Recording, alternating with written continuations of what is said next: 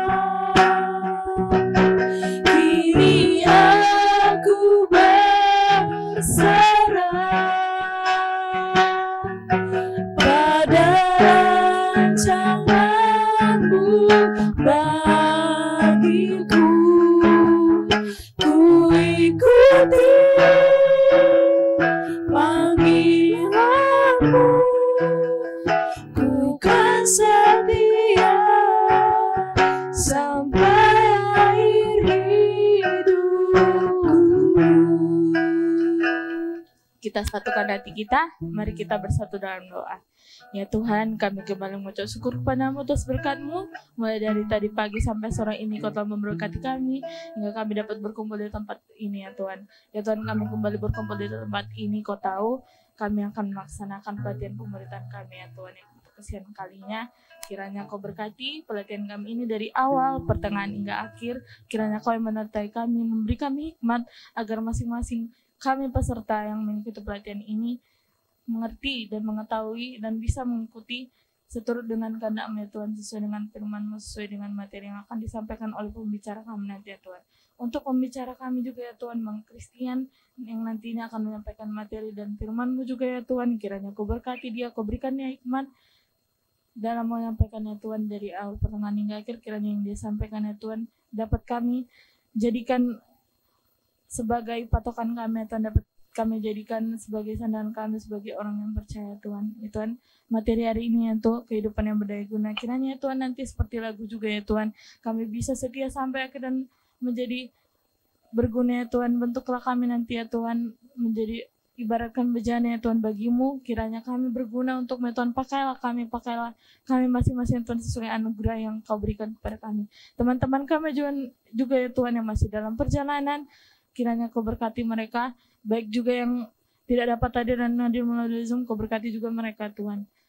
Dosa-dosa kami ampuni agar tidak terlangkah sinarga-Mu. Hanya doa-Mu yang kami sampaikan dalam Yesus Kristus, Tuhan dan Juru Selamat kami. Amin.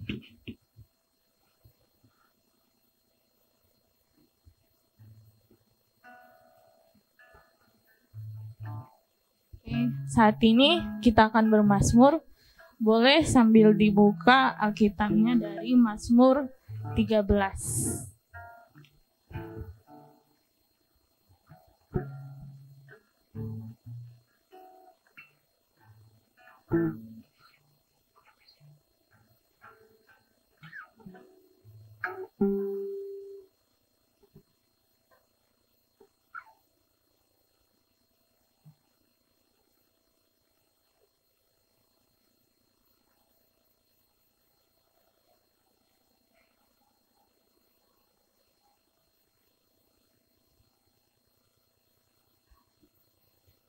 Saya ayat yang ganjil, teman-teman sekalian ayat yang genap. Mazmur 13, doa kepercayaan. Untuk pemimpin biduan, Mazmur Daud. Berapa lama lagi Tuhan kau lupakan aku terus-menerus? Berapa lama lagi kau sembunyikan wajahmu terhadap aku?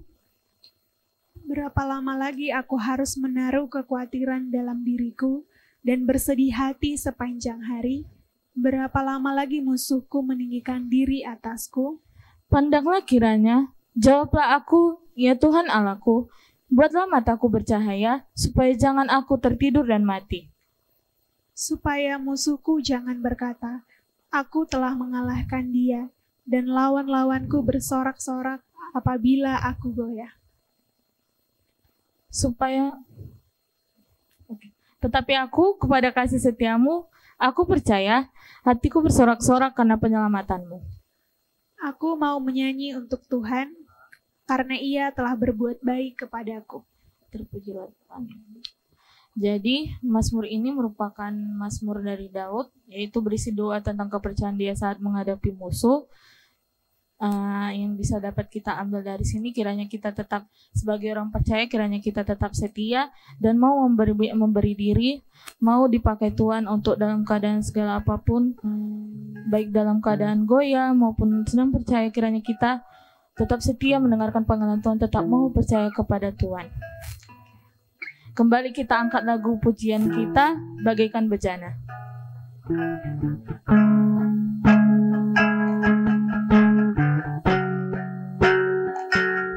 Di akhir lagu, MC serahkan kepada Bang Christian materi.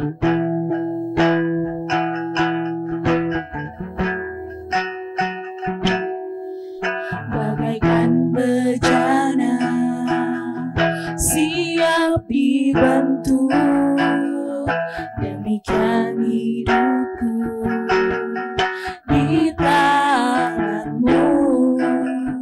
Dengan urapan kuasa rohmu, ku dibaharui selalu.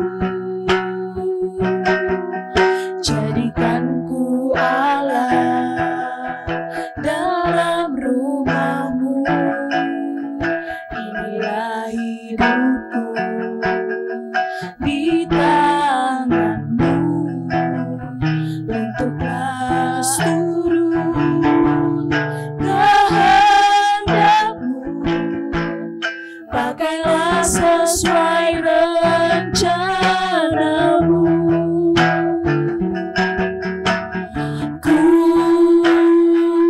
Mau seperti-Mu Yesus,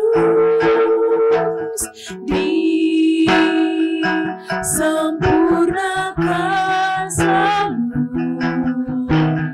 dalam segenap jalanku, memuliakan nama-Mu.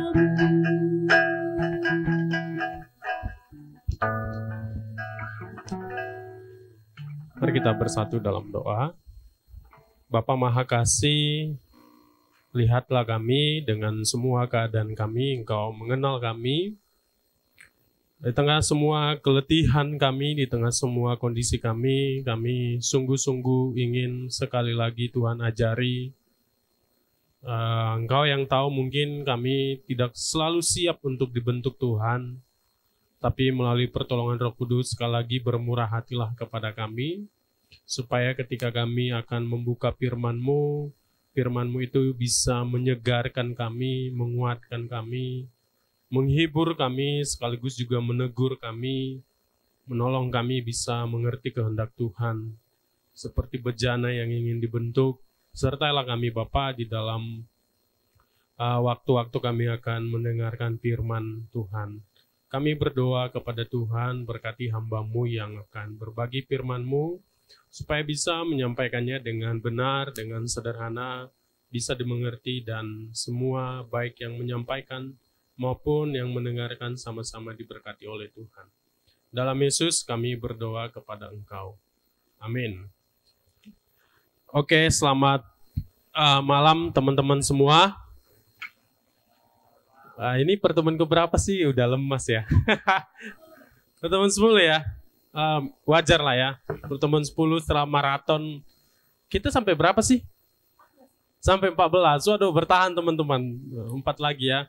Oke, di pertemuan 10 ini kita akan bersama-sama belajar tentang satu topik sebentar ya. Judulnya adalah ya seperti yang kita sudah sama-sama tahu, yaitu kehidupan yang berdaya guna. Kehidupan yang berdaya guna. Saya nggak tahu gimana perasaan teman-teman setelah 10 sesi ini. Sudah banyak sekali yang didapatkan. Pasti macam-macam juga ke sana, entah pun sudah tumpah ruah ya, terlalu banyak kapan melakukannya. Tapi ya saya yakin ketika kita membuka hati kita untuk firman Tuhan, maka ada hal yang baru yang pasti Tuhan ingin sampaikan. Teman-teman, tema kita hari ini kehidupan berdaya guna. Agak unik memang kalimatnya ini ya. Kehidupan yang berdaya guna. Apa sih kehidupan yang berdaya guna ini? Saya melihatnya menjadi 2 bagian. Kehidupan yang berdaya guna itu berarti kehidupan yang pertama, kehidupan yang berdaya, dan yang kedua itu kehidupan yang berguna. Berdaya guna itu berarti kita punya hidup yang berdaya dan kehidupan yang berguna. Apa sih maksudnya 2 hal ini? Kehidupan yang berdaya itu fokus ke dalam diri kita. Kita mempunyai daya tahan, dan kehidupan yang berguna itu fokus keluar diri kita. Fokus keluar diri kita. Dan dua ini berbeda tapi saling berhubungan, teman-teman. Maksudnya gimana? Orang yang mau memberi keluar, melayani, dan seterusnya, mestinya dia juga punya daya tahan. Karena ada orang yang sibuk sekali melayani keluar, tapi dia nggak memperlengkapi dirinya supaya dia punya modal untuk melayani keluar. Atau sebaliknya ada orang yang dia lebih suka fokus ke dirinya sendiri, tapi dia nggak mau memberi keluar. Tetapi firman Tuhan hari ini sedang mengajak kita menyeimbangkan keduanya. Gak tahu adik-adik di sini profilnya seperti apa. Mungkin ada yang sudah pelayanan, ada juga beberapa koordinasi, hampir setahun melayani, mungkin sudah habis-habisan, habis melayani keluar. Dan kita pengen berhenti sebentar melihat daya tahan kita ini seperti apa sih.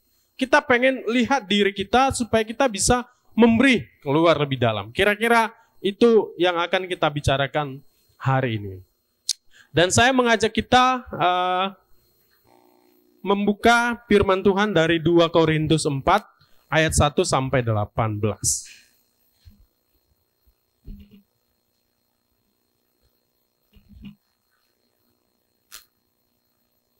2 Korintus 4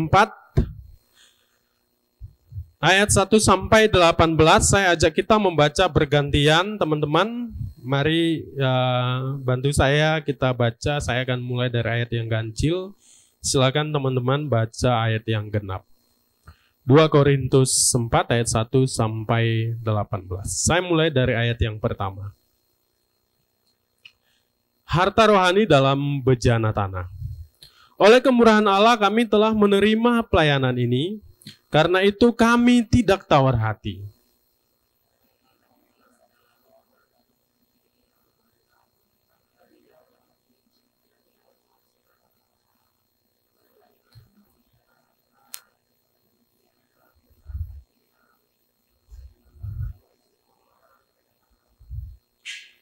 Jika Injil yang kami beritakan masih tertutup juga, maka ia tertutup untuk mereka yang akan binasa.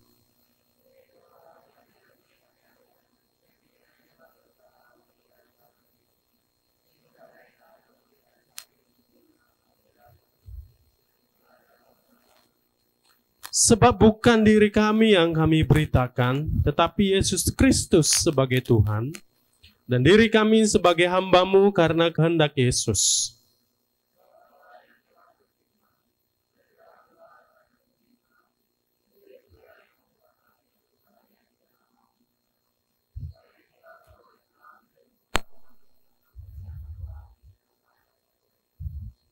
Tetapi harta ini kami punyai dalam bejana tanah liat, supaya nyata bahwa kekuatan yang melimpah-limpah itu berasal dari Allah, bukan dari diri kami.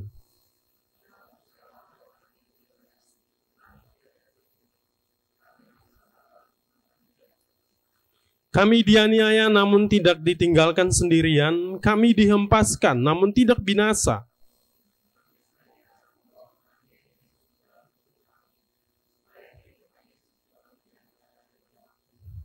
Sebab kami yang masih hidup ini terus-menerus diserahkan kepada maut karena Yesus, supaya juga hidup Yesus menjadi nyata di dalam tubuh kami yang fana ini.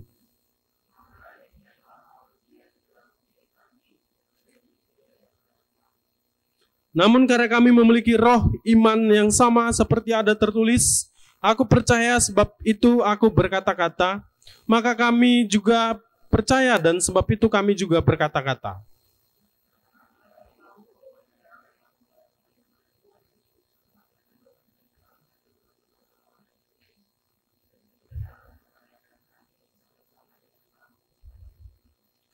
Sebab semuanya itu terjadi oleh karena kamu, supaya kasih karunia yang semakin besar berhubung dengan semakin banyaknya orang yang menjadi percaya, menyebabkan semakin melimpahnya ucapan syukur bagi kemuliaan Allah.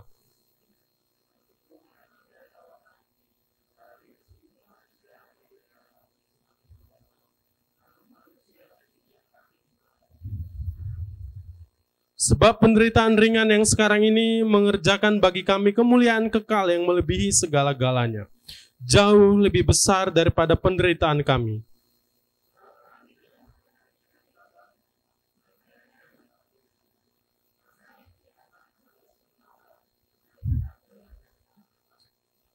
Demikian firman Tuhan, berbahagialah yang mendengarkan dan merenungkan firman Tuhan, tetapi terlebih berbahagia mereka yang melakukan.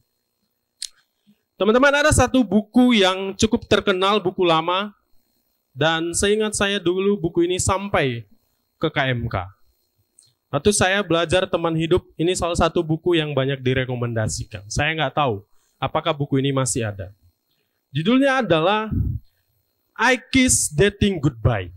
Ditulis oleh salah satu penulis yang sangat terkenal, saya nggak tahu, coba cek nanti di perpus. Tapi di zaman saya, buku ini dijadikan rekomendasi untuk orang-orang yang mau pacaran. Penulisnya Joshua Harris. Joshua Harris adalah salah satu pendeta yang sangat terkenal di Amerika. Dia menulis buku ini tahun 1997, di usianya yang ke-29.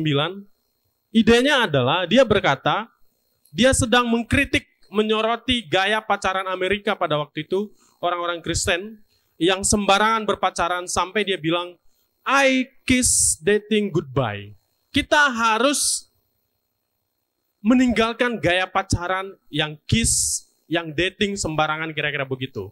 Jadi dia mengkritik orang-orang Amerika, ya kita tahu ya gaya pacaran di Amerika itu ya begitu ya. Tapi dia berani, dan waktu itu buku ini terjual 1,2 juta, bahkan sampai ke KMK, nyampe. Ini buku yang sangat terkenal. Terkenal sekali, dan Joshua Harris ini dianggap sebagai anak muda yang sangat berani, frontal menyampaikan ide-ide kekristenan khususnya tentang berpacaran. Dan dia menjadi salah satu pendeta muda yang sangat terkenal di Amerika pada waktu itu. Tapi kemudian mengejutkan sekali tahun 2015, Joshua Harris tiba-tiba mundur dari gerejanya, menyatakan kalau dia sudah tidak lagi melayani di gerejanya. Bahkan 2019 Joshua Harris menuliskan satu buku judulnya I Kiss Christianity Goodbye. Di 2019 dia bilang, saya mau pamit dari Kristen. Goodbye Christian. Dia menyatakan kalau dia menyesal menulis buku yang sangat terkenal ini. Lalu dia berkata dia menyesal kalau dia jadi orang Kristen. Lalu dia berkata juga kalau dia sudah tidak lagi menjadi orang Kristen.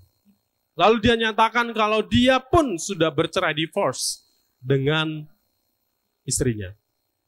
Beberapa bulan yang lalu saya masih lihat salah satu anak pelayanan posting buku ini.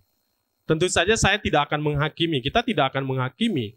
Saya juga bingung ya, gimana cerita. Tapi yang menarik adalah apa yang membuat Joshua Harris salah satu pelayan yang sangat hebat, yang mempengaruhi jutaan orang di tengah-tengah dunia ini, bukan cuma di Amerika, sampai ke Indonesia. Buku ini dulu kami, beberapa orang itu pinjam-pinjaman baca ya. Yang menarik adalah Joshua Harris bilang dia nggak sanggup mengikuti tuntutan pelayanan yang sangat besar sekalipun dia bisa sangat mempengaruhi banyak orang, tetapi pelayanan yang sangat besar itu membuat dia gak punya pondasi yang besar. Teman-teman kalau mau baca silakan searching nanti tentang Joshua Harris. Yang kedua saya mau cerita tentang Matty Simpson. Gak tahu teman-teman tahu apa enggak. Matty Simpson adalah salah satu songwriter dan sekaligus vokalis dari salah satu band Kristen yang sangat terkenal yaitu Hillsong. Setelah Joshua Harris menyatakan dia meninggalkan imannya, tiba-tiba penulis lagu yang sangat terkenal ini pun gak beberapa lama, sekitar beberapa bulan juga menyampaikan hal yang sama. I say goodbye to my faith in Christianity. Dia tinggalkan kekristenan. Sekali lagi, tentu saja ada banyak faktor yang membuat Matty Simpson, Joshua Harris ini meninggalkan imannya. Kita nggak tahu. Tapi yang pasti, ini orang-orang adalah orang-orang yang pernah memberkati banyak sekali orang. Termasuk mungkin kita. Ya kita suka lagu Hillsong ya. Bagi orang-orang zaman kontemporer sekarang ya lagu Hillsong bagus. Liriknya bagus-bagus. Oke. Musiknya enak didengar gitu. Tetapi ini menarik sekali teman-teman. Apa yang membuat mereka meninggalkan Kristen? Tentu banyak faktor. Tetapi tuntutan sorotan kamera ternyata membuat kadang-kadang apa yang terlihat di luar. Ya kalau kita sebagai anak KMK mungkin kan seringnya kok bisa dia meninggalkan iman Kristen? Mungkin dia belum yakin keselamatannya. Kita nggak akan berbicara ke situ, karena kita juga nggak kenal dia. Tapi yang pasti ada godaan melayani hebat di luar, tapi pondasinya kropos, teman-teman. Karena itu tanpa pondasi yang kuat dan benar dalam melayani kita bisa seperti bahasa Paulus adalah kita bisa tawar hati, lost heart, putus asa, gampang menyerah. Udah merasa nggak punya daya lagi untuk melayani. Sekalipun sebenarnya pelayanan mereka ini diterima banyak orang loh. Yang dua ini diterima banyak orang. Tapi ada satu yang keropos, ada satu situasi yang membuat mereka lost heart, tawar hati. Teman-teman, tawar hati itu berarti dia nggak punya gairah, dia nggak punya semangat lagi melakukannya. Dia mungkin masih melakukan banyak kegiatan-kegiatan, tapi gak ada passion di dalam hatinya. Gak ada gairah sama sekali. Dan banyak orang Kristen melayani sebetulnya dengan kondisi yang seperti ini. Mungkin kita masih pengurus, masih ngumpul, datang pelatihan pemuritan, masih ikut kegiatan-kegiatan, tapi sebetulnya kita sedang tawar hati, lost heart. Dan ini juga yang dialami oleh Paulus seperti yang kita baca tadi. Dia katakan, oleh karena kemurahan Allah kami telah menerima pelayanan, karena itu kami tidak tawar hati. Teman-teman, kalau kita lihat cerita Paulus ini, maka kita bisa melihat sebetulnya layak-layak saja Paulus ini mengalami tawar hati. Kenapa? Pada waktu itu, Paulus ini sedang mengalami satu pergumulan yang sangat berat. Berat sekali kondisi yang dialaminya pada waktu itu. Saya ajak kita melihat sebentar yang kita baca tadi itu, 2 Korintus 4 ayat 8 sampai 9. Di situ dikatakan, dalam segala hal kami ditindas. Paulus mengalami penindasan pada waktu itu. Dia ditolak di mana-mana, lalu kemudian dia juga dihempaskan, dicampakkan gitu ya. Dia juga dianiaya, dia juga habis akal. Dia bingung sekali dengan pelayanannya pada waktu itu. Ini surat 2 Korintus ini disebut dengan surat air mata. Karena apa? Karena Paulus mengaku kalau dia tulis surat ini dengan air mata. Kenapa dia tulis dengan air mata? Teman-teman, jemaat Korintus ini adalah satu jemaat yang sangat besar yang didirikan oleh Paulus sendiri. Dan ketika Paulus menuliskan surat ini dengan air mata dan duka cita yang mendalam, jemaat Korintus yang didirikannya dan sangat dicintainya itu pada akhirnya lebih tertarik dengan para pengajar palsu yang menyebut mereka adalah rasul-rasul yang asli gitu.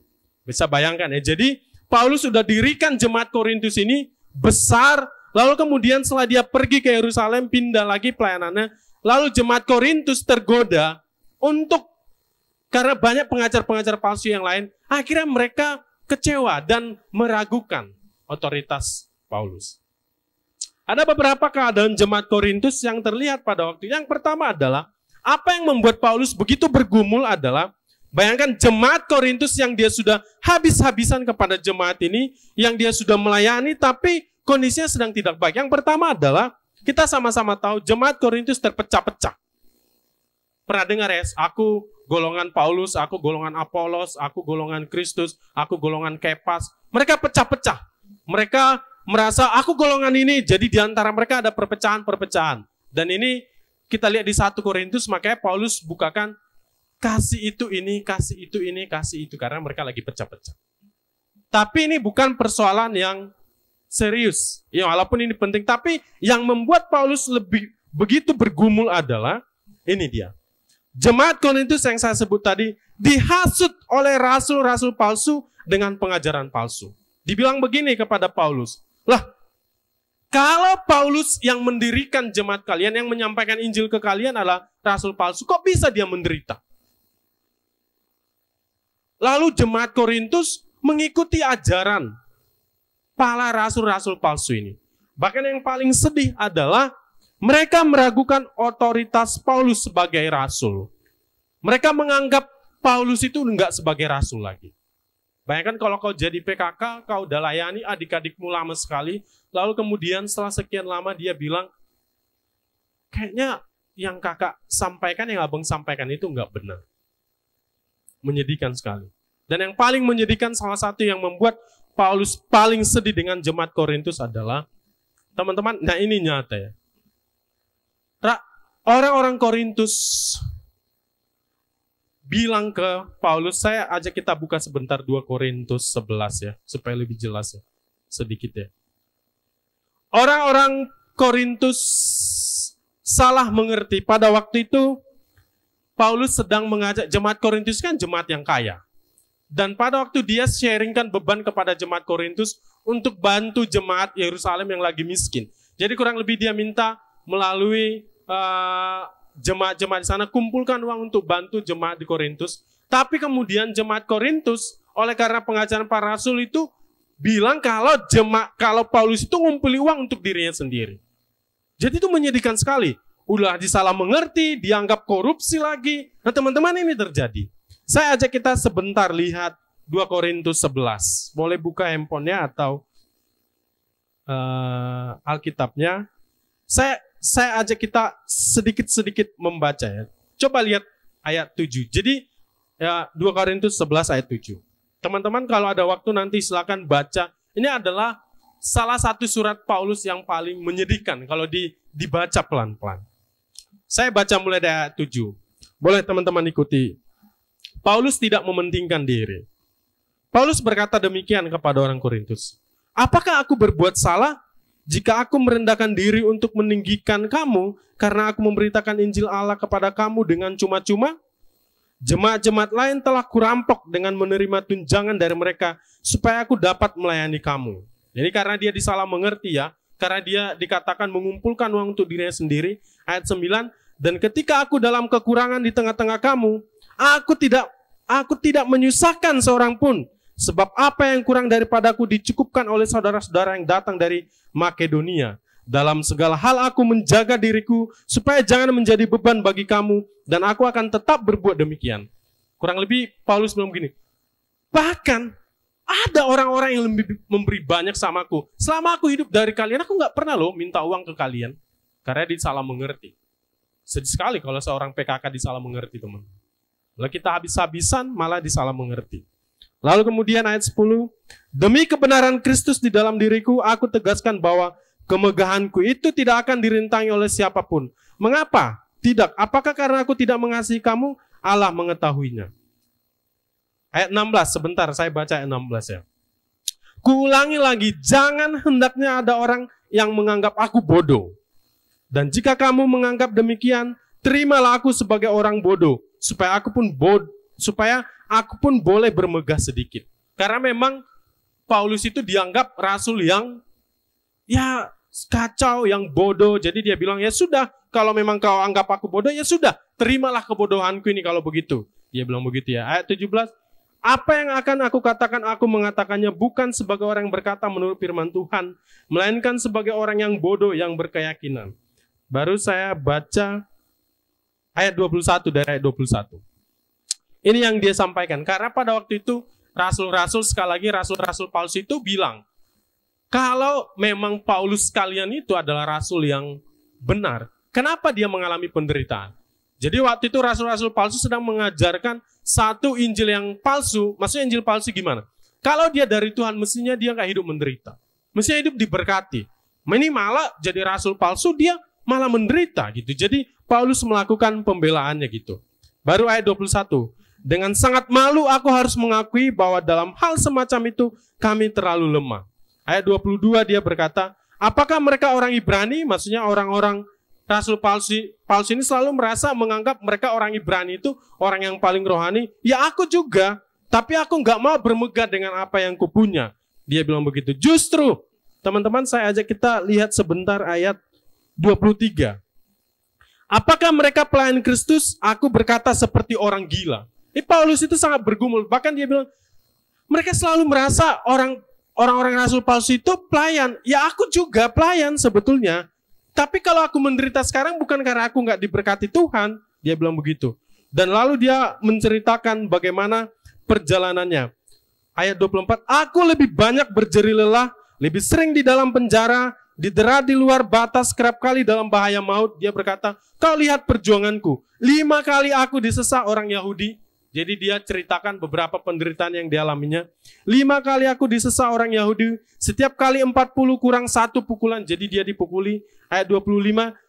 3 kali aku didera. 1 kali aku dilempari dengan batu. 3 kali aku mengalami karam kapal. Sehari semalam aku terkatung-katung di tengah laut.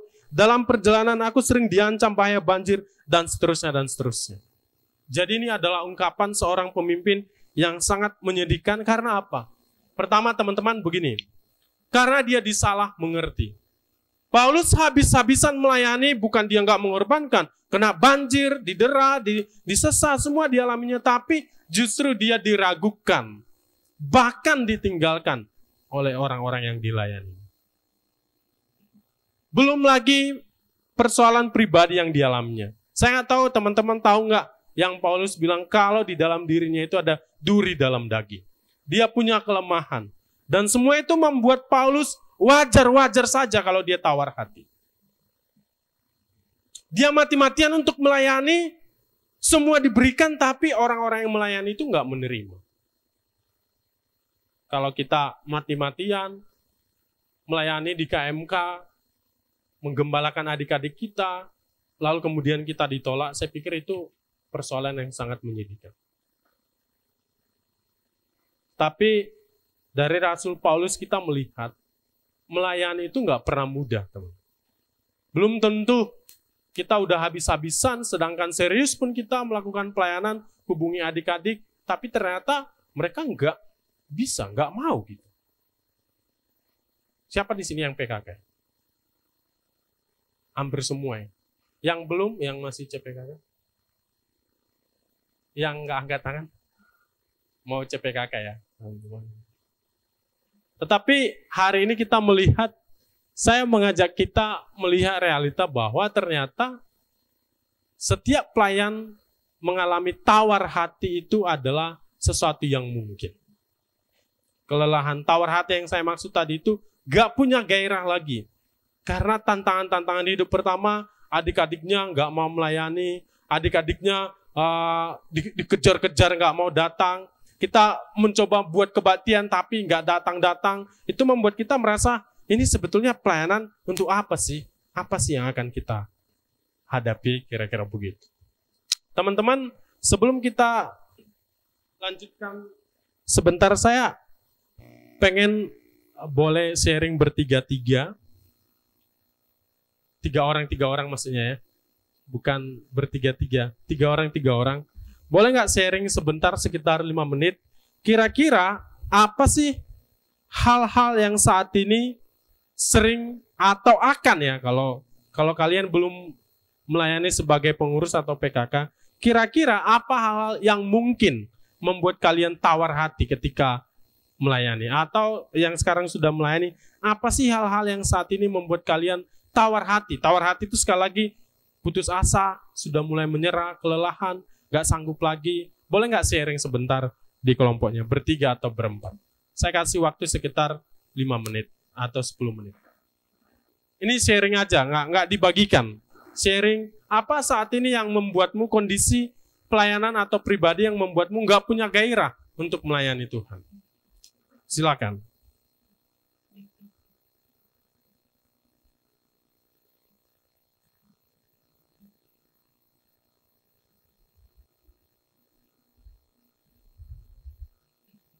Nggak. Bentuk aja kelompoknya si David ke mana?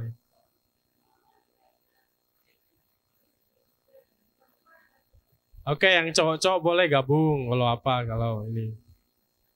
Silakan.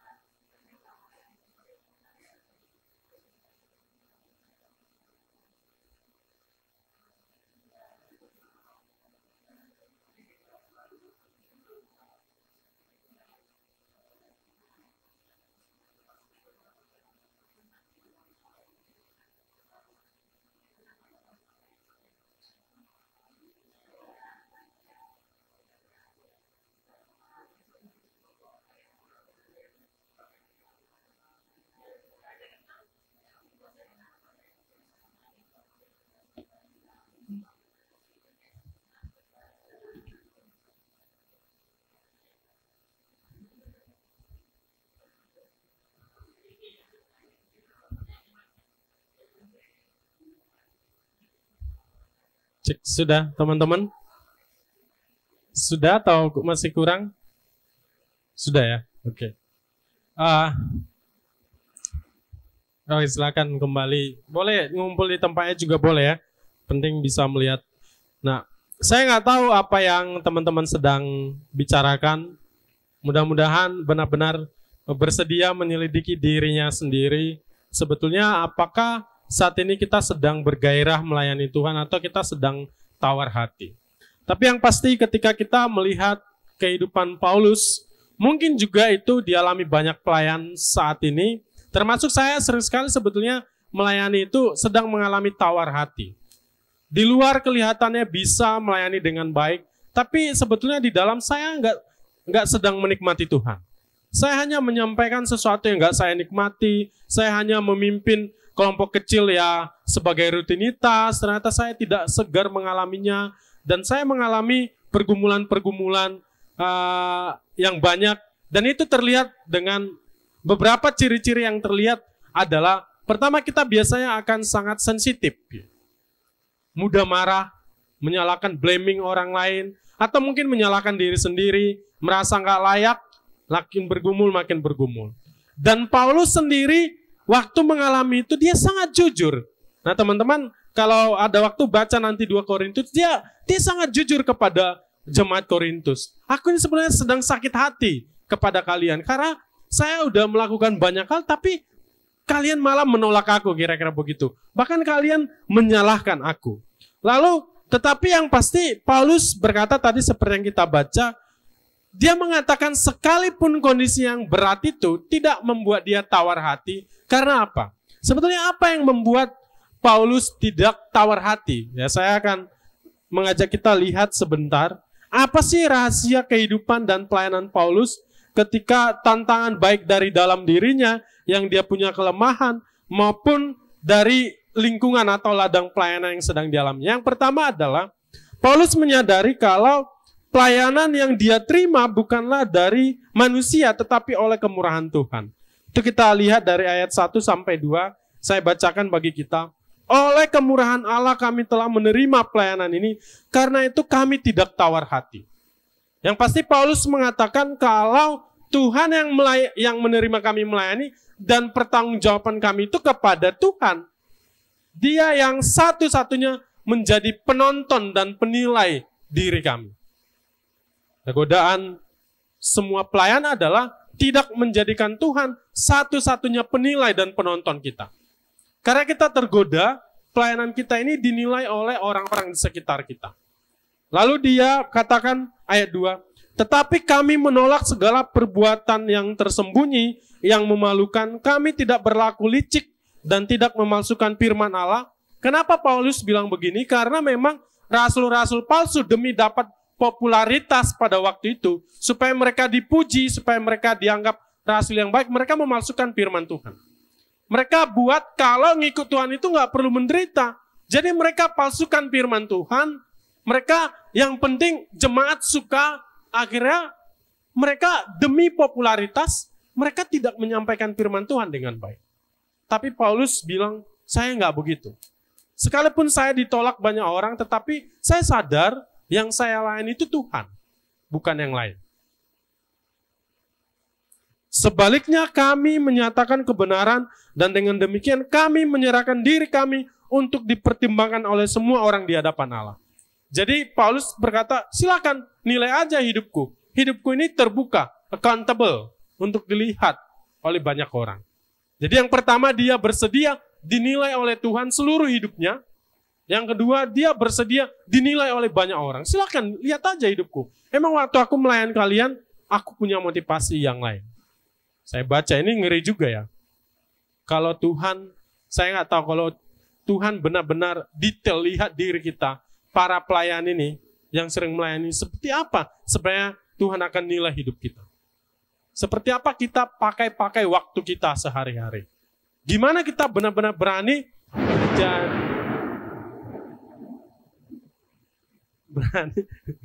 berani menjadikan Tuhan penonton hidup kita. Teman-teman, mungkin kita punya EPA Pro, kita punya evaluasi PKK, Bahkan kita punya evaluasi pribadi satu dengan yang lain, biasanya koordinasi ada. Kita punya evaluasi di kelompok kecil teman kita yang mengevaluasi kita. Tapi seandainya Tuhan yang sungguh-sungguh evaluasi hidup kita sekarang, sebetulnya Tuhan akan lihat hidup yang seperti apa. Itu yang dikatakan oleh Paulus. Dia menjadikan Tuhan sebagai yang pertama. Karena dia tahu kalau dia melayani Tuhan, maka Paulus nggak pernah fokus kepada hasil yang terlihat oleh manusia. Kenapa ini tinggi godaannya? Kalau kita baca ayat 3, jadi dia katakan, jika Injil yang kami beritakan masih tertutup juga, waktu pelayanan dia melayani tapi Injil nggak diterima, nggak ada AKK yang bertumbuh, dia berkata, ya sudah nggak apa-apa, toh kami sudah melakukannya, dia bilang begitu. Maka ia tertutup juga untuk mereka yang binasa, yaitu orang-orang yang tidak percaya, yang pikirannya telah dibutakan oleh ilah zaman ini, sehingga mereka tidak melihat cahaya Injil tentang kemuliaan Kristus yang adalah gambaran Allah. Ayat 5, sebab bukan diri kami yang kami beritakan. Godaan terbesar pelayan adalah, PKK pengurus adalah, melihat segala sesuatu dari penilaian manusia. Saya lama tergoda teman-teman, saya nggak tahu apakah kalian juga, menjadikan pelayanan itu sebagai kompetisi. Sebagai PKK saya pengen AKK saya itu terlihat baik, supaya nampak lebih baik. Saya berlomba untuk kelompok kecil supaya kelompok kecil saya itu di atas, kontinuitas paling tinggi di atas. Tapi ternyata rapuh di dalamnya. Karena apa? Karena saya menilai segala sesuatu dengan yang terlihat. Dan godaan kita adalah kita menilai segala sesuatu dengan terlihat. Hadir di kegiatan-kegiatan, kelompok kecil rutin, apakah itu salah? Enggak salah. Tetapi kenapa kita melakukannya itu jauh lebih penting. Nah, Paulus bilang, dan ini juga membuat Paulus nggak tertekan. Bahkan kalau ada, ini rasul besar ya, kayaknya aku harus lebih besar lagi suaranya karena hujannya lebih besar. Bahkan sekelas rasul Paulus, ya bisa kita katakanlah mungkin kalau di zaman itu Paulus salah satu rasul yang paling besar. Katakanlah di zaman sekarang misalnya kita kenal Pak Stephen Tong yang penginjil yang sangat besar gitu. Tapi Paulus bilang, ya sudah kalau waktu aku menginjili orang nggak terima, bagiku nggak masalah karena memang aku sudah melakukan bagianku dan memang bukan diriku yang kuberitakan, ya sudah gitu. Dia nggak pernah fokus kepada hasil yang terlihat oleh manusia. Yang pertama tadi dia menjadikan Tuhan sebagai penilai pelayanannya, dirinya, seluruh hidupnya. Yang kedua, dia nggak pernah fokus melihat penilaian orang lain. Teman-teman, ya godaan pelayan adalah dia dinilai oleh orang lain. Wah itu PKK yang hebat itu. Wah itu PKK paling hebat itu. Tapi ya kita nggak tahu di dalam diri kita ini sebetulnya kita pelayan yang seperti apa. Yang ketiga adalah apa rahasia kehidupan dan pelayanan Paulus adalah dia menyadari kerapuhan dan keterbatasannya dirinya sendiri. Coba kita lihat ayat 7. Paulus berkata demikian, tetapi harta ini kami punyai dalam bejana tanah liat, supaya nyata bahwa kekuatan yang melimpah itu berasal dari Allah, bukan dari diri kami sendiri. Paulus berkata, harta itu berarti Injil yang penting ini kami punyai dalam bejana tanah liat. Mestinya kalau harta itu disimpan di dalam bejana yang mahal, bejana emas. Tetapi Paulus bilang bejana tanah liat. Dia melihat dirinya sebagai bejana tanah liat. Teman-teman, bejana tanah liat itu adalah bejana yang gampang pecah. Dan dia bilang, Tuhan titipkan harta ini kepada aku yang lemah ini, yang gampang pecah, yang rapuh ini, yang gak berdaya ini. Supaya apa? Supaya kami tahu kalau kekuatan kami itu bukan dari diri kami, tetapi dari Tuhan sendiri. Semakin kita merasa mampu, dan karena kekuatan kita bisa melayani orang lain, semakin kita gak merasakan kekuatan yang dari Tuhan. Ciri-ciri pelayan yang baik adalah semakin lama dia merasa dia rapuh, dia nggak layak, dia nggak mampu, dan itu membuat kekuatan Tuhanlah yang memampukan dia. Itu yang disampaikan oleh Paulus Tetapi harta yang kami punya ini adalah bejana tanah liat. Cuman menjadi rapuh itu nggak mudah, teman-teman. Mengakui keterbatasan kita itu nggak mudah. Kita selalu punya self-defense yang tinggi. Mengakui kalau kita itu terbatas, mengakui kalau kita itu nggak mampu, itu nggak mudah. Kita selalu tergoda untuk terlihat baik, padahal sebetulnya kita sedang rapuh. Kita dituntut nampak perfect, tapi sebetulnya kita rapuh. Tetapi Paulus menyatakan kalau dia adalah bejana yang gampang retak. Bejana tanah liat, yang nggak ada apa-apanya. Kalau dia pun dipercayakan melayani, yaitu karena karunia Tuhan. Kira-kira begitu. Dan Paulus kemudian menyampaikan berikutnya, dia berkata, rahasianya adalah kehidupan batinia yang diperbaharui. Saya bacakan 2 Korintus 4 ayat 16. Sebab itu kami tidak tawar hati. Kenapa dia nggak kecewa sekalipun banyak yang menolak pelayanannya? Kenapa dia nggak kecewa sekalipun nampaknya pertumbuhan pelayanan itu nggak terlalu banyak? Kenapa dia kecewa? Nggak kecewa karena dia berkata demikian. Sebab itu kami tidak tawar hati, tetapi meskipun manusia lahiriah kami di luar kelihatannya makin merosot, tetapi manusia batiniah kami diperbaharui dari hari ke hari. Rahasia Paulus adalah manusia batiniahnya itu, kerohaniannya itu tetap segar.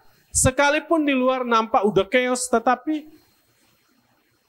manusia batiniahnya itu diperbaharui sehari ke hari. Jadi ini yang menjadi persoalan bagi banyak orang Kristen. Saya kutip pernyataan dari Anna Chen dari bukunya Root and Wings. Dia berkata demikian. Kita hanya bisa menghasilkan kehidupan yang berdaya guna, mampu, yang tadi bertahan dan berguna, bukanlah ketika kita berfokus pada tindakan yang nampak di luar. Tetapi memberdayakan dari dalam dirilah. Memperbaiki dari dalam, lalu kemudian secara rohani, kondisi kita baik, secara emosi, menyeluruh, dari situlah keluar hal-hal yang baik.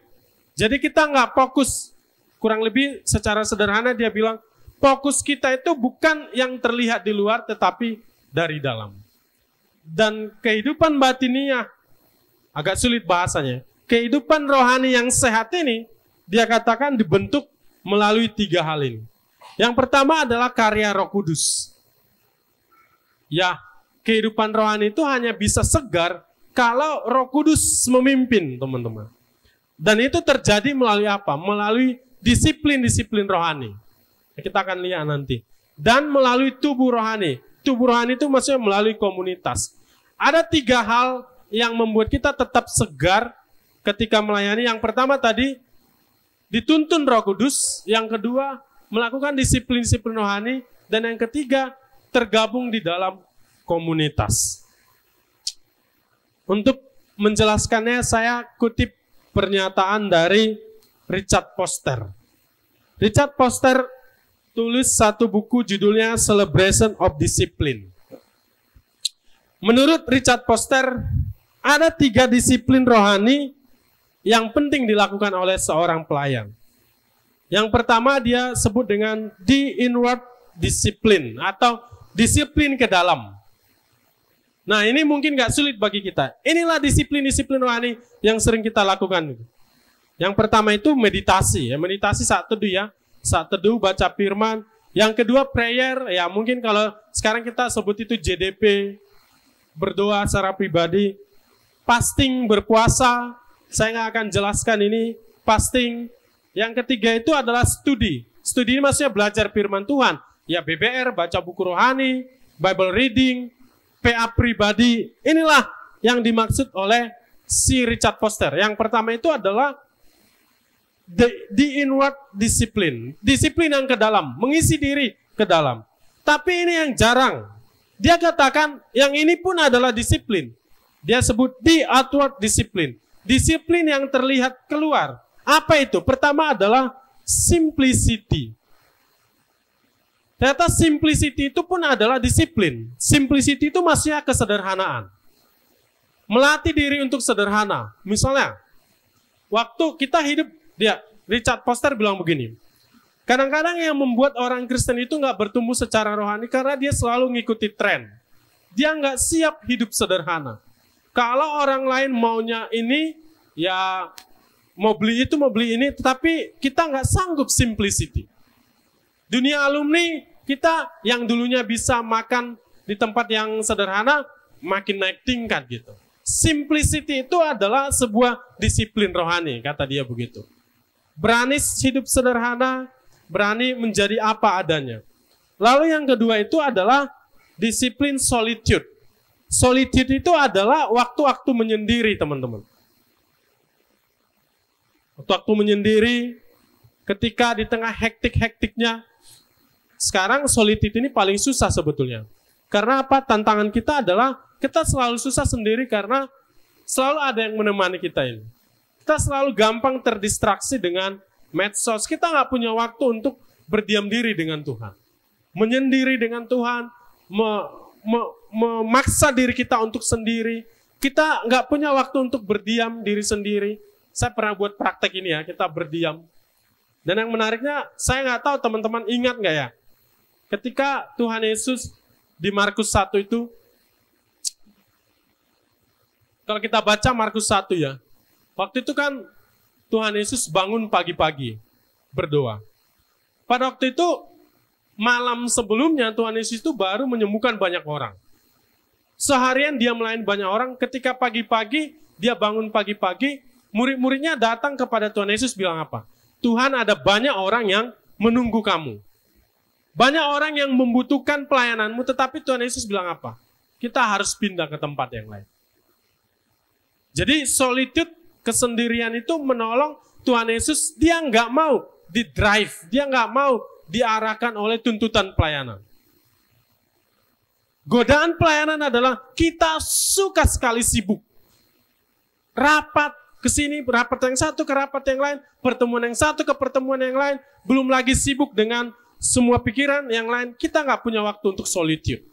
Padahal solitude itu salah satu kekuatannya adalah kita bisa dengar Tuhan, mendengar jeritan-jeritan dalam diri kita, kecemasan-kecemasan kita. Dan itu adalah disiplin menurut Richard Foster. Yang kedua itu adalah, yang ketiga itu adalah submission. Submission itu teman-teman taat, patuh, bersedia menaati. Itu pun disiplin. Disiplin-disiplin sederhana. Misalnya di KMK kita disuruh, ayo ranks doa segini. Kita melatih untuk taat, mengikuti, submission. Dan yang ketiga itu adalah service, pelayanan.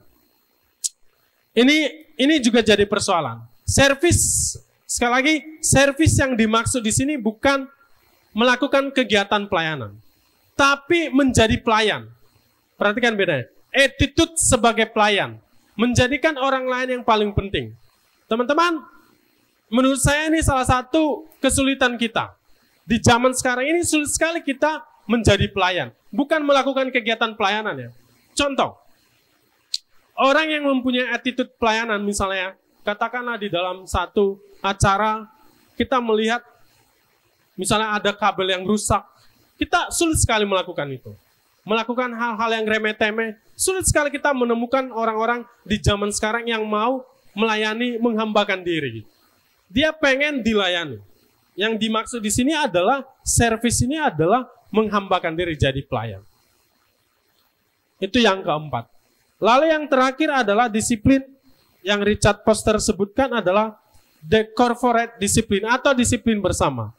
Nah, ini adalah disiplin yang penting. Pertama, confession. Mengaku dosa. Dia katakan kita hanya bisa mengenali diri kita sedang jatuh dalam dosa kalau kita berani mengaku dosa kepada orang-orang di sekitar kita. Khususnya mungkin di KTB, kita berani. Kalau kita memang lagi gagal, kita mengaku dosa. Kalau kita PKK, lagi jatuh dalam pornografi, kita akui kepada orang lain. Confession ini adalah salah satu yang paling sulit di pelayanan. Kita nggak bersedia bobrok-bobroknya kita itu diketahui orang lain. Kita nggak bersedia, kita ini ternyata yang melakukan banyak dosa. Kita bersembunyi di balik topeng-topeng. Berani mengakui, confession, mengakui kejatuhan-kejatuhan. Ya, worship, ya kita sama-sama tahu, disiplin beribadah bersama-sama. Guidance adalah disiplin meminta pendapat orang lain. Ya, kalau dia lagi bergumul minta pendapat orang lain, minta saran orang lain, itu pun disiplin ternyata. Dan yang terakhir itu adalah celebration. Celebration itu adalah disiplin untuk merayakan, bersedia bersama dengan orang lain. Ketika dia senang, ya kita ikut senang. Ketika dia sedih, kita ikut sedih. Dan itulah disiplin secara bersama yang disebut Richard Foster. Dan ketiga-tiga ini sering sekali nggak berhasil kita lakukan karena ya kita nggak disiplin melakukannya.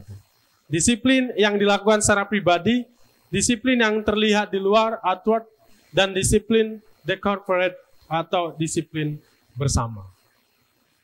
Oke, sampai di sini ada yang mau ditanya nggak? Yang nggak jelas sebelum kita lebih lanjut lagi. Karena saya lihat dari depan sudah mulai puyeng.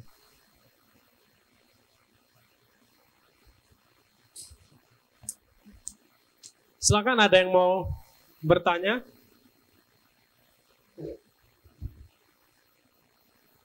Dari disiplin-disiplin ini ada yang kurang jelas?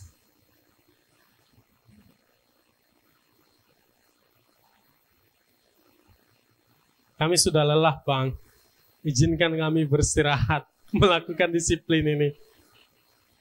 Kalau begitu, ya silakan teman-teman sharing saja, diskusi, sharing. Boleh nggak sharing ya? Disiplin mana di antara semua ini? Ya ini pertanyaannya. Bagian mana atau disiplin yang belum pernah atau sulit sekali teman-teman lakukan dari sekian banyak disiplin yang saya sebutkan ini? Yang bagi kalian itu asing, atau belum pernah, atau kayaknya sulit untuk dilakukan. Dari sekian banyak ini ya, pertama tadi meditasi, berdoa, puasa, studi itu belajar, lalu kemudian simplicity, memiliki kehidupan yang sederhana, solitude, menyendiri, submission, taat atau patuh, lalu service, memiliki hati yang menghamba, lalu kemudian confession, mengaku dosa di hadapan komunitas ya, di hadapan kelompok, worship, guidance atau meminta nasihat orang lain, dan selebrasi. Silakan balik ke kelompoknya teman-teman, sekitar 5 menit sharing kira-kira bagian mana di antara disiplin ini yang belum pernah atau yang sulit untuk dilakukan saat ini. Silakan. Saya kasih waktu 5 menit lagi. Sebelum nanti sesi ketiga yang terakhir, kita tutup.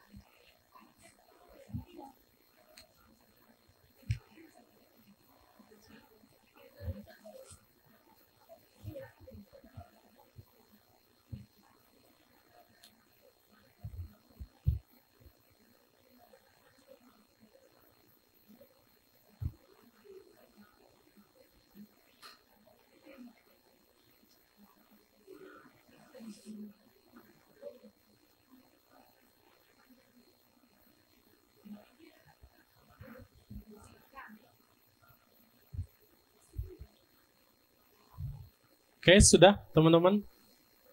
Sudah? Oke, kita lanjutkan ya kalau begitu. Teman-teman, saya ingin mengajak kita melihat bahwa kehidupan yang berdaya guna itu adalah kehidupan yang mengizinkan Tuhan memberikan kekuatan kepada kita. Coba lihat sebentar 2 Korintus tadi itu ya. 2 Korintus 4 ayat 7. Saya ajak kita melihat ayat 8, 2 Korintus 4 ayat 8. Sebetulnya kalau dipikir-pikir kehidupan Paulus ini sangat berat waktu dia melayani pada waktu itu. Ayat 8 kita baca ya. Lihat sebentar. Dalam segala hal kami ditindas. Jadi Paulus itu sedang mengalami penindasan. Memang beberapa kali dia masuk penjara. Tetapi dia berkata, namun tidak terjepit. Ya, sekalipun ditindas, dia nggak terjepit. Baru kemudian kami habis akal, bingung, nggak tahu mau ngapain lagi. Nggak tahu lagi ini pelayanan mau dibawa kemana. Habis akal, tetapi dia berkata, namun kami nggak putus asa. Gitu. Dia habis akal, bingung, tapi dia nggak putus asa. Kami dianiaya namun tidak ditinggalkan sendirian. Maksudnya tidak ditinggalkan sendirian sama Tuhan, bukan yang lain. Jadi sekalipun mereka dianiaya namun tidak ditinggalkan sendirian, dihempaskan namun tidak binasa. Nah sekali lagi, saya nggak tahu kondisi teman-teman, apakah dalam pelayanan kita sekarang kita sedang merasa ditindas? Ya mungkin ditindas enggak lah ya, nggak ada yang ditindas di sini kan ya, karena pelayanan, ya mungkin ada juga yang penolakan karena orang tua segala macam, tapi mungkin habis akal ada. Udah bingung ini mau gimana sih ngajak AKK sebetulnya, bingung mau PKK ini mau diapain sih sebetulnya, ini mungkin PHKUSU juga habis akal ini, gimana sih sebenarnya mau menggerakkan alumni ini gitu. Kita habis akal, kita tawar hati, bingung kita berusaha dengan tulus mau melayani Tuhan tapi gak berhasil. Tetapi Paulus berkata, tapi kami gak terjepit. Situasi yang di luar itu gak membuat dia merasa bahwa pelayanan ini sedang mundur. Karena apa? Ya tadi itu. Karena ayat 16 itu. Tetapi meskipun manusia lahiriah kami semakin merosot, namun manusia batinia kami diperbarui dari hari ke hari. Lalu saya ajak kita juga lihat ayat 15. Sebab semuanya itu terjadi, sekalipun kesulitan itu terjadi karena kamu. Karena memang Paulus itu, ya fokusnya itu ya sudah. Mau aku ditolak kek, mau aku mengalami penderitaan kek, yang kuinginkan itu cuman kamu aja. Sekalipun kamu tolak aku, ya aku melakukan semua ini karena kamu gitu. Karena aku pengen lihat kamu bertumbuh. Karena kamu supaya kasih karunia yang semakin besar berhubung dengan semakin banyak orang yang menjadi percaya, menyebabkan semakin melimpahnya ucapan syukur kepada kemuliaan Allah. Jadi ya, apa yang disampaikan Paulus ini sedang mengajak kita untuk fokus mendapat kekuatan dari Tuhan. Teman-teman, saya baca satu pernyataan seorang penulis bernama O.S. Guinness di dalam bukunya berjudul Pelayanan yang Berpusat kepada Kehadiran. O.S. Guinness mengkritik cara melayani orang-orang Kristen di Amerika. Dia berkata begini, ini refleksinya. Kenapa ya ketika aku bertemu dengan seorang pemimpin Buddha, tanda kutip Buddha, dia bilang begitu, saya merasa seperti berada di hadapan seorang yang suci. Tetapi ketika saya bertemu dengan seorang pemimpin Kristen, saya merasa seperti bertemu dengan seorang pengusaha, motivator, penyemangat, mungkin juga seperti sales gitu. Dia bilang begitu, kalau aku ketemu pemimpin Buddha, ini O.S. Guinness ya, bilang, waktu saya ketemu dengan pemimpin Buddha, tanda kutip, saya merasa ketemu dengan orang yang sangat humble, orang yang sangat rohani, orang yang sangat suci, dan auranya itu terasa. Sementara saya ketemu dengan pemimpin-pemimpin Kristen, mereka lebih suka sebagai penyemangat, motivator rohani, bahkan seperti sales rohani, yang menawarkan hal-hal yang rohani. Dia bilang begitu. Lalu dia sampaikan kritiknya kepada pemimpin-pemimpin gereja Kristen pada waktu itu. Ada banyak orang Kristen itu hanya sekedar pengusaha rohani, katanya. Pengusaha rohani itu maksudnya apa? Kita sering menjadikan pelayanan kita itu sekedar bisnis dengan berbagai target yang harus dicapai. Jadi kita melakukannya itu karena target, dia bilang begitu. Ya ini mungkin konteksnya gereja. Ada banyak gereja menjangkau itu supaya gerejanya ini terkenal. target. Jadi dia menjadikan pelayanan seperti sebuah perusahaan. Dia hanya seperti pengusaha, dia bilang begitu. Atau ada orang-orang pemimpin-pemimpin Kristen itu hanya sekedar motivator rohani, dia bilang begitu. Motivator rohani itu maksudnya kita berusaha memberikan banyak arahan, aturan, jawaban, semangat untuk banyak persoalan, dikhotbahi, disampaikan. Sama kayak aku ini sekarang ya. Dia apakan semua motivator rohani, dia sampaikan begitu. Banyak orang Kristen yang melakukan itu. Bahkan dia sampaikan begini. Bahkan ada banyak orang Kristen pemimpin-pemimpin rohani itu seperti sales rohani. Sales rohani maksudnya kita seperti jualan Tuhan Yesus. Ya ini kritik ya. Sampaikan Injil itu seperti Injil yang murahan, jualan dikit-dikit bicara tentang Tuhan Yesus yang kita rangkai dengan kata-kata. Apakah ini salah semua? Tetapi dia bilang begitu. Mereka hanya sekedar jadi pengusaha rohani, aktivis-aktivis pelayanan, motivator-motivator rohani, ngomong hal-hal yang rohani, atau mungkin sales rohani, bicara tentang rohani, tapi mereka gagal menjadi pembimbing rohani. Pembimbing rohani itu maksudnya orang yang bersedia berjalan dengan orang-orang dengan semua keterbatasan mereka, orang yang bersedia bukan hanya sekedar menyampaikan hal-hal yang rohani, tetapi hidup bersama dengan orang-orang yang dipimpinnya. Lalu dia katakan lagi begini, sering sekali kita tergoda dengan berbagai aktivitas pelayanan yang nampak di luar. Kata-kata yang rohani, perkumpulan-perkumpulan rohani. Kita sering membicarakan tentang Tuhan yang kita tahu secara teori saja. Bukan tentang Tuhan yang kita alami. Saya nggak tahu, saya sendiri dikritik ya. Menyampaikan tentang Tuhan yang kita tahu secara teori saja. Membahas Tuhan melalui pengajaran, tetapi bukan Tuhan yang kita alami. Tanpa sadar kita melupakan apa yang terpenting. Dia katakan begitu, yaitu memelihara kehidupan rohani. Berdiam di hadirat Tuhan, mendengarkan Tuhan mengajar dan mengoreksi kita, dan bercerita kepada Tuhan tentang mereka yang sedang kita layani. Teman-teman, rahasia seorang PKK atau seorang pengurus yang baik adalah ketika dia punya waktu-waktu yang dalam berdiam dengan Tuhan. Supaya kita tahu Tuhan mau bilang apa dengan AKK-AKK kita. Saya merasa saya sering jadi hanya sekedar pengusaha rohani, motivator rohani, menyampaikan hal yang rohani, tapi saya bukan jadi seorang yang pembimbing rohani. Dia katakan begitu. Setelah kapan terakhir saudara benar-benar ditegur Tuhan di dalam saat-saat teduh saudara? Kapan terakhir saudara benar-benar menikmati doa-doa sampai kau menangis untuk adik-adik yang kau layani? Mungkin kita sudah terlalu biasa melakukan pelayanan. Kapan saudara waktu mau rapat pengurus misalnya berdoa dalam hati, Tuhan, ku pengen di rapat ini kau sungguh-sungguh hadir kepada kami. Kapan terakhir kita sebagai PKK waktu kelompok kecil kita benar-benar berdoa, Tuhan, aku nggak tahu adik-adikku akan seperti apa, tapi aku pengen Tuhan menyentuh hati mereka. Aku terbatas, aku udah siapkan memang semua. Aku ngomong ini segala macam, udah aku siapkan segala kreativitas. Tapi kapan terakhir saudara benar-benar, Tuhan, aku berserah kepada Tuhan. Nah dia katakan itulah rahasia pelayanan. Dan sering sekali kita mengandalkan semua hal-hal yang terlihat di luar aktivitas-aktivitas pelayanan. Teman-teman, saya ajak kita melatih diri kita memiliki disiplin-disiplin. Saya akan menutup dengan pernyataan sebuah pengingat yang disampaikan oleh Paulus kepada Timotius di dalam 1 Timotius 4 ayat 16. Waktu Timotius juga sedang bergumul sekali melayani di masa-masa sulit, Paulus sampaikan ini kepada Timotius. Dia berkata demikian, awasilah dirimu sendiri dan awasilah ajaranmu. Paulus berkata, sebelum kamu menggembalakan orang-orang, dia pertama katakan, awasi dirimu dan awasilah ajaranmu. Artinya apa? Persiapkan benar-benar dirimu. Lihat kondisimu pribadi dan awasi ajaranmu. Ya ajaranmu, kau belajar secara pribadi, sebagai PKK, sebagai pengurus kau mengisi diri, tetapi awasi dirimu sendiri. Fokus dirimu sendiri.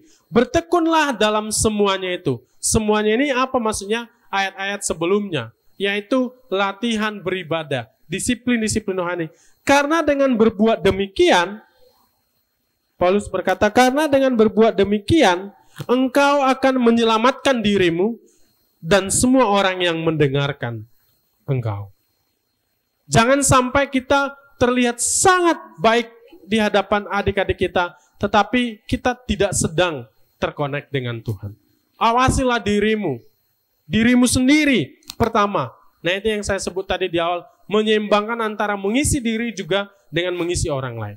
Teman-teman yang saat ini sedang merasa gak layak melayani orang lain, Tuhan panggil kita memberi kepada orang lain. Tetapi yang saat ini kita sedang sibuk juga memberi kepada orang lain, melayani, kita juga diajak untuk melihat diri kita. Supaya kita juga mempersiapkan diri kita. Saya beberapa waktu yang lalu dapat ilustrasi ini dari seorang pembicara di sebuah retreat. Dia katakan begini, teman-teman, kehidupan seorang pelayan itu adalah kehidupan yang sangat penuh dengan pergumulan. Waktu kita melayani, kita akan menghadapi banyak hal. Kita akan rapuh, dia katakan begitu. Kita akan terpecah, kita mungkin akan ditolak, kita akan mengalami pergumulan. Kehidupan orang Kristen itu seperti itu kan. Tapi gimana hidup orang Kristen itu bisa diperbarui hanya ketika dia sampaikan ya begitu ya. Gimana kita mengalami hidup yang baik lagi supaya kita bisa dipakai Tuhan hanya ketika kita membuka diri kita, mengizinkan Tuhan dari dalam memperbaiki. Nah, kira-kira begitu dia bilang. Kita hanya bisa diperbaiki itu dari dalam, bukan dari luar. Dari dalam itu maksudnya membuka hati kita kepada tuntunan Tuhan melalui Roh Kudus-Nya. Ketika teman-teman mengalami pergumulan yang tadi, entah itu ditolak, entah itu pergumulan studi, entah itu banyak-banyak persoalan yang lain, silakan buka diri saudara untuk dibentuk Tuhan melalui disiplin-disiplin rohani. Supaya saudara punya daya tahan. Dan akhirnya ketika seperti botol aqua ini, baik lagi, lalu diisi dengan firman Tuhan, maka saudara bisa mengalirkannya kepada orang lain. Semoga Tuhan menolong kita untuk bisa memiliki kehidupan yang berdaya guna. Ada yang mau bertanya?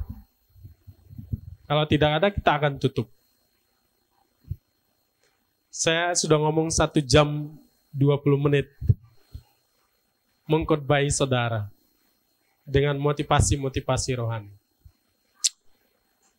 Ada yang mau bertanya? Oh, silakan.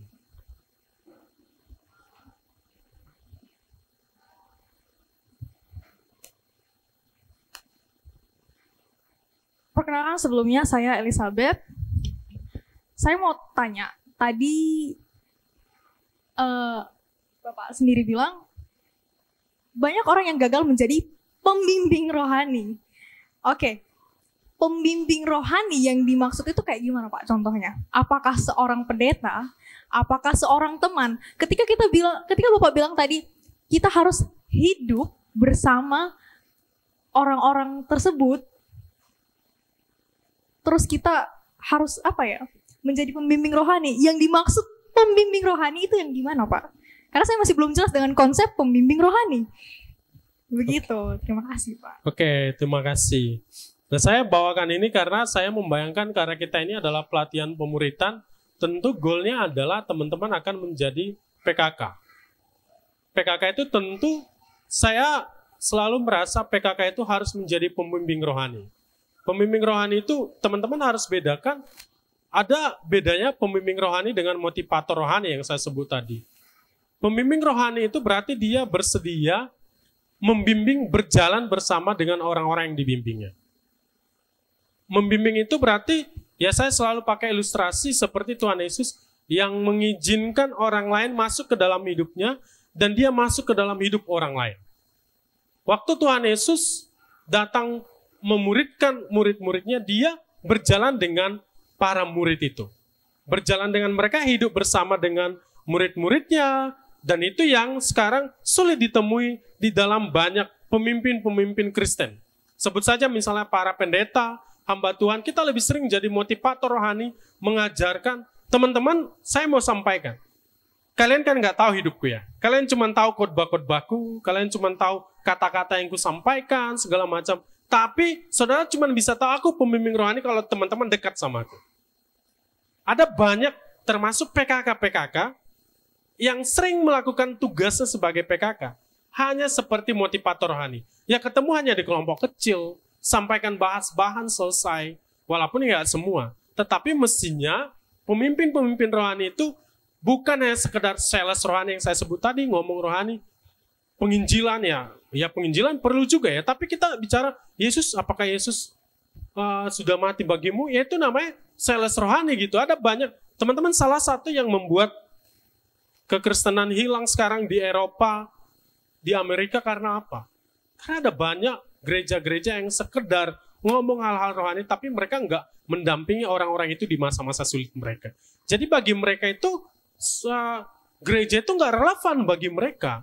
Kelompok kecil itu nggak relevan bagi mereka. Kalau kita ya, kenapa nggak relevan? Mungkin mereka dikhotbahi, tapi mereka nggak ditemani berjalan menjalani hidup mereka. Nah itu kritik yang saya bukakan tadi, itu kan dari buku ya.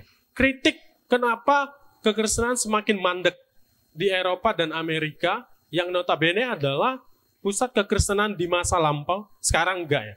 Sekarang justru kekristenan itu banyak itu di Asia, di Korea. Karena apa? Karena yang tadi. Karena enggak ditemukan orang-orang yang jadi pembimbing rohani. Sekali lagi pembimbing rohani yang saya maksud adalah orang-orang yang bukan cuma ngomong rohani, mengarah-arahkan adiknya, mengkhotbahi adiknya hal-hal yang rohani, tetapi yang bersedia hidup dengan mereka, yang berjalan dengan mereka, mengizinkan adik-adiknya masuk ke dalam hidup, yang bersedia bahkan rapuh di hadapan adiknya, menyatakan kalau dia juga orang-orang yang terbatas, dia nggak punya jarak dengan adik-adiknya. Itu yang saya maksud dengan pembimbing rohani. Kira-kira makin bingung atau cukup bingung. Cukup bingung ya? Gak apa-apa, silakan. Iya, karena tadi pertanyaannya adalah yang dimaksud dengan pembimbing rohani, contohnya seperti orang yang seperti apa. Lalu Bapak atau Abang sendiri yang bilang bahwa pendeta pun tidak selalu dianggap pembimbing rohani. Lalu saya masih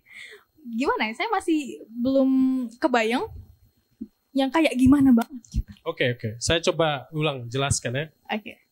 Begini, saya kan tadi bukakan ini dari perspektif buku pelayanan yang berpusat kepada kehadiran. Jadi penulis mengkritik ada banyak pemimpin-pemimpin gereja pada waktu itu.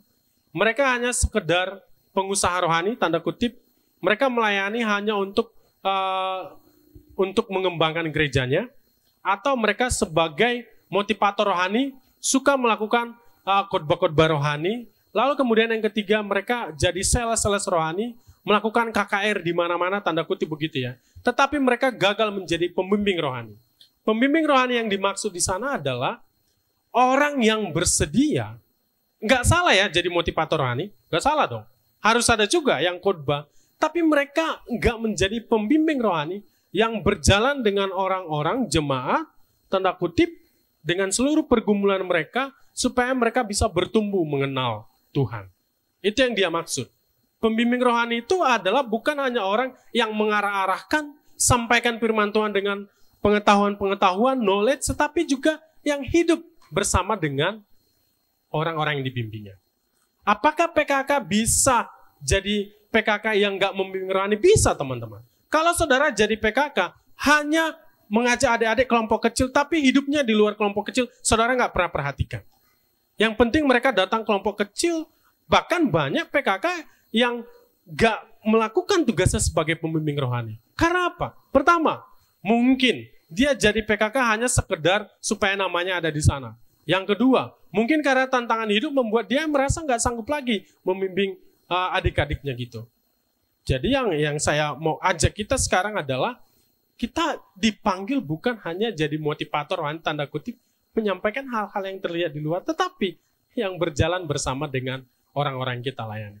Nah itu yang saya maksud dengan pembimbing rohani. Dan by the way, perspektif yang saya pakai ini adalah perspektif yang ada di buku. Dia sedang mencoba membedakan apa namanya motivator rohani, apa namanya pengusaha rohani, apa namanya sales rohani, dan dia kritik itu karena banyak pendeta-pendeta, tanda kutip, pemimpin-pemimpin di sana yang dia ngomong rohani tapi dia nggak hidup dengan jemaat-jemaat yang dilayaninya. Kira-kira begitu. Baik, terima kasih atas jawabannya. Terima kasih sama-sama. Ada lagi teman-teman? Silakan. Ya, aku Jeprin mau bertanya sama Bang Kris. Ini mungkin apa ya, sangat menjadi tantangan terbesar ya sama PKK-PKK saat ini, dan mungkin juga melihat kepada pengembalaanku yang kukerjakan ketika aku memimpin kembali di mahasiswa yang baru 2024 dengan jarak umur yang udah beda 9 tahun gitu ya. Jadi kayak kadang merasa mereka ini karena segan kah mau kelompok kecil atau gimana ya gitu. Karena aku juga alumni mereka, alumni jurusan mereka, dan seringkali ketika bertanya tentang topik doanya gimana gitu kan, kayak aman bang, nggak ada yang mau didoakan kayak gitu. Terus yang lainnya juga aman gitu, karena mereka ada 14 orang dan sangat banyak yang bilang aman gitu. Jadi gimana ya, yang nggak punya pergumulannya orang ini gitu ya. Jadi kayak nggak ada yang mau didoakan dari mereka ini ya gitu. Jadi pada akhirnya ya aku mendoakan, ya aku doakan secara khusus studi mereka dan lain-lain yang apa yang bersinggungan yang mungkin aku tahu kayak gitu. Dan kayak sebenarnya belum beda generasi ya, masih generasi Z juga sama kayak aku gitu. Tapi mereka cukup berbeda menurutku kayak gitu. Ketika ditanyakan pendapatnya gimana, sama bang gitu. Jadi kayak semuanya sama gitu. Jadi agak bingung juga jadinya, kayak gimana nya orang ini gitu ya untuk menanyakan ke mereka kayak gitu. Terus sangat ini ya, zaman sekarang mungkin kayak sangat suka terlambat gitu. Kadang-kadang aku nunggu sampai 1 jam 2 jam gitu ya. Dan untuk kelompok kayak gitu datang 1 jam 2 jam tapi mereka baru datang kayak gitu. Jadi kayak gimana sih harusnya bang, kalau misalnya tadi kan dibilang terbuka kayak gitu kan, compassion kayak gitu. Jadi berani membukakan kegagalan bahkan juga kejatuhan. Itu sudah aku kerjakan, tapi mereka belum ada sih yang seperti itu kayak gitu. Jadi belum membukakan apa yang menjadi kondisi mereka kayak gitu. Jadi harus seperti apa lagi sih yang dikerjakan mungkin bang ya. Tapi memang mereka masih anak-anak PIPA, baru selesai PIPA di hari Minggu kemarin, dan masih seperti itulah kondisinya. Jadi aku belum bisa masuk ke dalam mengenali diri mereka secara pribadi satu persatu kayak gitu.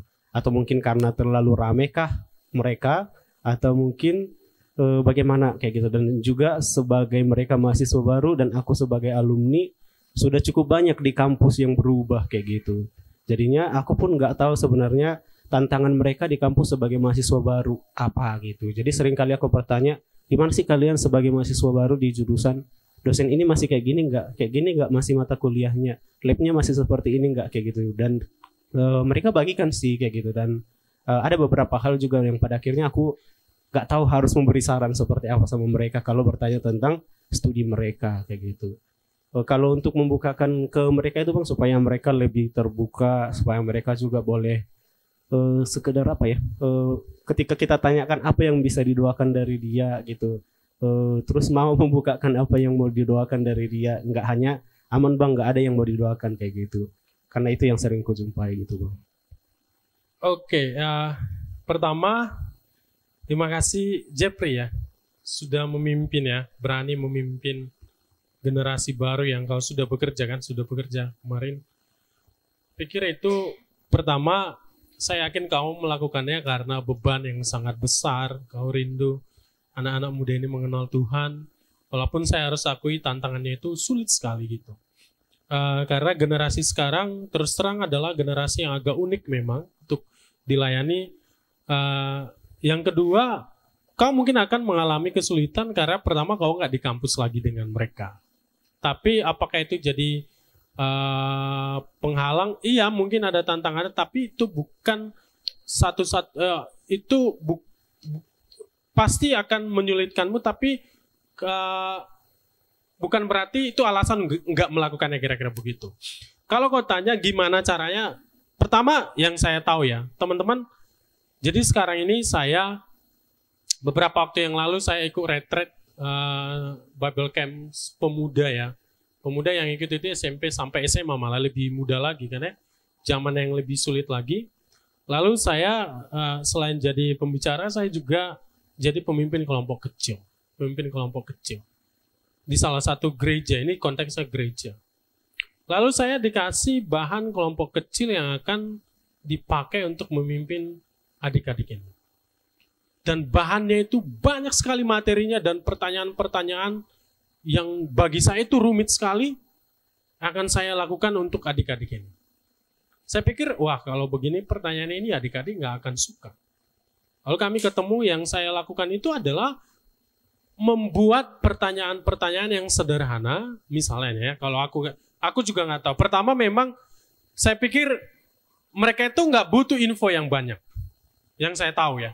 Yang saya praktekkan juga mereka nggak butuh info yang banyak. Yang mereka pengen itu apa yang kita sampaikan itu relate dengan mereka. Contohnya, saya biasa pakai dengan ini topik kreatif small group sebetulnya ya. Kalau ada sesi yang lain itu mungkin lebih. Tapi ya saya akan sampaikan menurut pengalaman saya. Saya biasanya akan tanya 1, 2, 3 pertanyaan. Misalnya baca firman, kira-kira apa bagian yang paling menarik bagimu? Satu kata yang paling menarik bagimu. Mereka akan tanya misalnya, sebenarnya teknik bertanya ya, misalnya dari satu ayat itu ini, lalu kau gali dari sana. Kenapa? Tapi teman-teman begini, kalau ada yang nggak mau terbuka, jangan dipaksa-paksa. Saya yakin ada 1-2 orang yang terbuka, lingkungan itu diciptakan ke depan makin baik, akan mulai terbuka mereka. Itu yang pertama. Ya teknik memimpin, saya pikir itu topik yang banyak, tapi yang selanjutnya adalah, kau perlu cari tahu sebetulnya. Adik-adikmu ini, karena kita ini kan dibentuk dengan background keluarga kita masing-masing. Kenapa mereka terbuka, apa yang menjadi pergumulan mereka, mungkin itu yang perlu kau cari tahu, supaya kau bisa mendekatinya secara pribadi. Dan doakan secara pribadi. Waktunya sangat mepet, saya juga, ada nggak sesi kreatif small group? Ya harusnya ada kan ya? Ada kan sama Bang Im ya kalau nggak salah. Ya mungkin bisa ditanyakan lebih lanjut, tapi kalau mau sharing pribadi juga boleh nanti.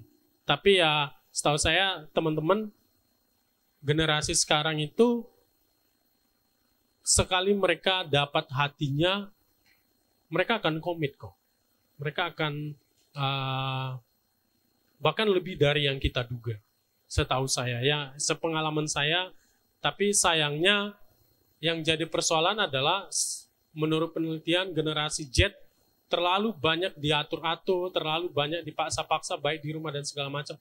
Akhirnya membuat mereka alergi dan nggak mau untuk ikut lebih lanjut tentang hal-hal yang rohani. Jadi ya saya sih mendorong Jepri kenali mereka satu persatu, ya menggali lebih dalam lagi gimana cara-cara memimpin diskusi yang kreatif. Pikir bahannya banyak. Itu sih yang bisa aku jawab. Mungkin nggak terlalu memuaskan, karena Tuhanlah yang menjadi sumber kepuasan kita kan begitu ya. Tapi kalau diperlukan sesi yang lain untuk itu penting. Oke, ada lagi nggak teman-teman? Cukup? Oke, mari kita berdoa.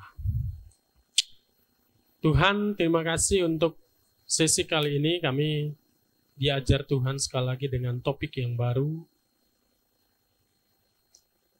Bagaimana kami memiliki daya tahan yang kuat supaya kami bisa dipakai Tuhan bagi pekerjaan-Mu sebagai pembimbing rohani, sebagai pelayan Tuhan. Kami ingin belajar seperti Paulus dengan semua tantangan pelayanan yang dialaminya. Dia dikecewakan, dia ditolak, disalah mengerti oleh orang-orang Korintus. Tapi dia mengatakan kalau kekuatannya adalah berasal daripada Tuhan.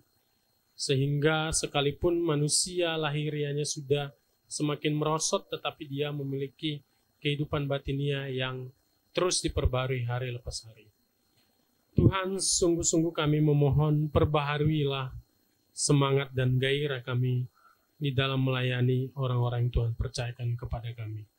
Kami tahu kami sungguh terbatas, tetapi justru di tengah keterbatasan itulah kami memiliki kekuatan yang melimpah-limpah yang berasal daripada Tuhan. Terima kasih Bapa, dalam Yesus Kristus kami berdoa kepada Tuhan. Amin.